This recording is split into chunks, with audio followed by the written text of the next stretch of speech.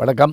இந்த திங்கட்கிழமை உற்சாகம், மண்டே மோட்டிவேஷன், அது நமக்கு நாமே உற்சாகப்படுத்திக்கிறது, மற்றவர்களையும் உற்சாகப்படுத்துறது, அந்த கைதட்டுங்க நீங்களும் கைதட்டிக்குங்க அப்படின்லாம் சொல்கிறது, மகிழ்கிறது, எத்தனையோ வகை இருக்குதுன்னு சொல்கிறோம். இதுக்கு எல்லாத்துக்கும் மேலே என்ன முக்கியமாக சொல்லலாம் அப்படின்னா, நமக்கு சில நேரங்களில் மனச்சோர்வு ஏற்பட்டால் அந்த சோர்வை எப்படி நீக்கிக்கிறது, அதுதான் பெரிய விஷயமா இருக்குது. அது சோர்வே வராதுங்க. இப்படி யோசிச்சு பாருங்கள். இந்த குழந்தை விவரம் தெரியாமல் இருக்கிற வரைக்கும் அது சந்தோஷமாக தான் இருக்கும். அதை நீங்கள் ஒன்றும் வேண்டாம், வெடிகுண்டு வெடிக்க போகிற இடத்துல கொண்டு விட்டால் கூட அது பாட்டுக்கு விளையாண்டுக்கிட்டு, அப்பா எனக்கு இது வாங்கி தரேன்னு சொன்னி எங்கே அப்படின்லாம் கேட்டுக்கிட்டு இருக்கோம். ஏன்னா அதை அந்த புறச்சூழல்களால் அது பாதிக்கப்படலை. அது வளர வளர வளர என்ன ஆகுதுன்னு கேட்டால், பள்ளிக்கூடம் போகணுன்னு சொல்லி அனுப்புகிற போது தான் அது முதல்ல வெளி இடத்துக்கு போகிறப்ப தான் அதுக்கு ஒரு வகையான மாற்றம் ஏற்படுது. போகாமல் இருக்க முடியாது, போகத்தான் வேணும். ஆனால் நாளைக்கு இந்த கேள்வியை உங்கள்கிட்ட கேட்பேன், பதில் சொல்லலைன்னா பார்த்துக்குங்க அப்படின்னு ஒரு டீச்சர் சொல்கிறப்ப அந்த பிள்ளைகளுக்கு ஏற்படுற மாற்றம் என்னங்கிறத நீங்கள் பார்க்கலாம். அதை மனசுக்குள்ளேயே வச்சுருந்து வீட்டில் சொல்லி முதல்ல செஞ்சிடணும், அந்த கேள்விக்கு நான் பதில் சொல்லிடணும், எங்கள் மிஸ்டர் நான் பதில் சொல்ல முடியாது, நான் எல்லோரும் சிரிச்சிருவாங்க. இது என்ன அப்படின்னா, அந்த சின்ன குழந்தைக்கு ஏற்ற சிறு ஒரு ஒன்றும் இல்லைப்பா, அதெல்லாம் ஒன்றும் சொல்ல மாட்டாங்க.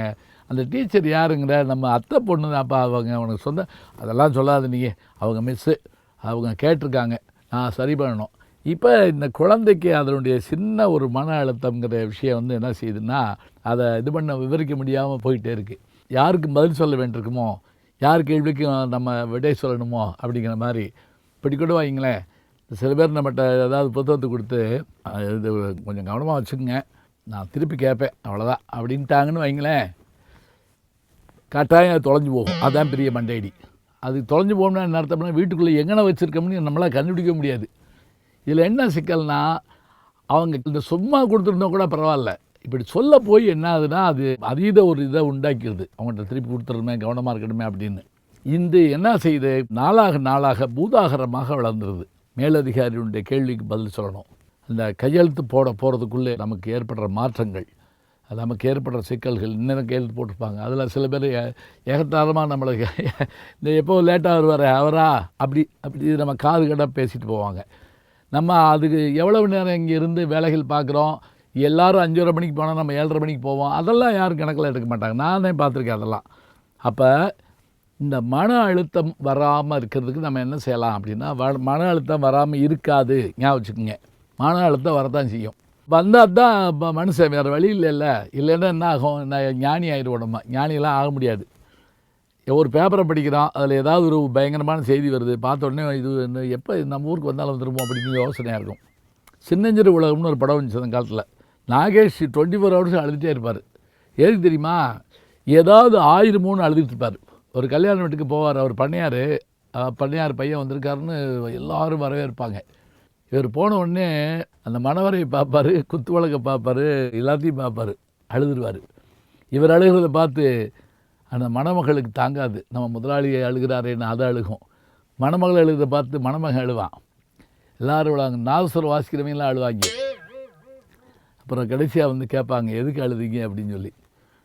அதுக்கு நாகேஷ் சொல்லுவார், ஒன்றும் இல்லை, அந்த விளக்குல இருக்க தீ அந்த புடவையில் பிடிச்சி, அந்த பிள்ளைக்கு பிடிச்சி, அவருக்கு பிடிச்சி, அந்த மண்டபத்துக்கு பிடிச்சி, இந்த ஊரெல்லாம் எரிஞ்சு போயிட்டா என்ன ஆகும்னு பயந்தேன், அதனால அழுதேன்.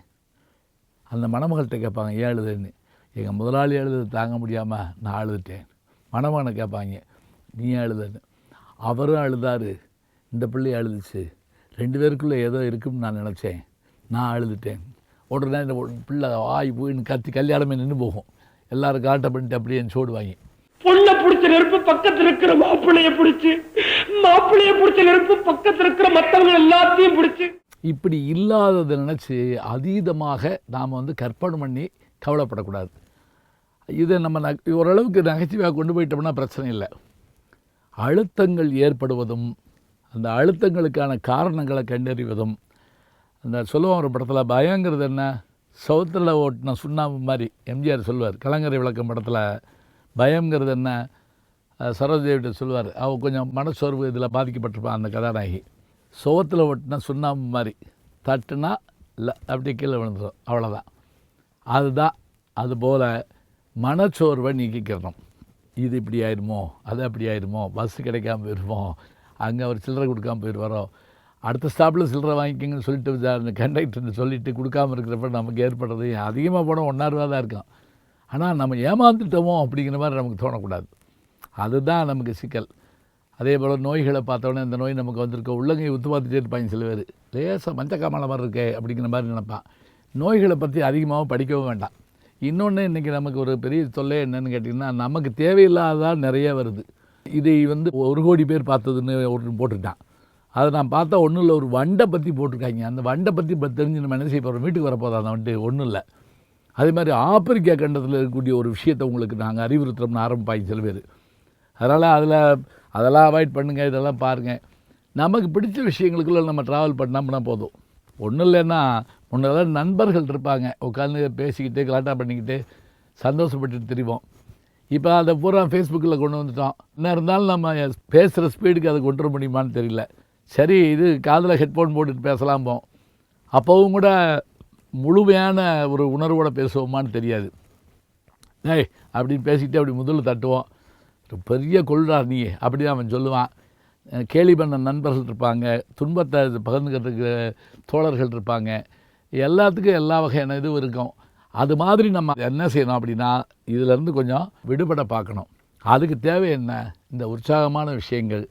நம்முடைய கல்வி தான் அதுக்கு முக்கியமான துணை இருப்புன்னு நான் நினைக்கிறேன். எப்படி தர்மன் சொல்கிறானோ நச்சுப்பை சர்க்கத்தில், தனியே செல்பவனுக்கு துணை இருப்பது எது யட்சன் கேள்வி கேட்குறான். வித்தை அப்படிங்கிறான். வித்தைன்னு அவன் கற்ற கல்வி, அவன் கற்ற அறிவு, இதுதான் அவனுக்கு துணை இருக்குங்கிறாங்க. அதனால் தனிமையில் நாம் சாதித்து காட்ட முடியாதான சோர்வுகளை நீக்கிவிட்டால் தனிமையிலே இனிமை காண முடியுமா ஒரு பாட்டு இருக்குது. அந்த பாட்டில் ஒரு ஆச்சரியம் என்னென்னா, எதுவுமே தனிமை இல்லை, கடல் இருந்தால் அலை இருக்கும், தனிமை இல்லை அப்படின்னு அந்த பாட்டு வரியில் அந்த கதாநாயகி பதில் சொல்லுவாங்க.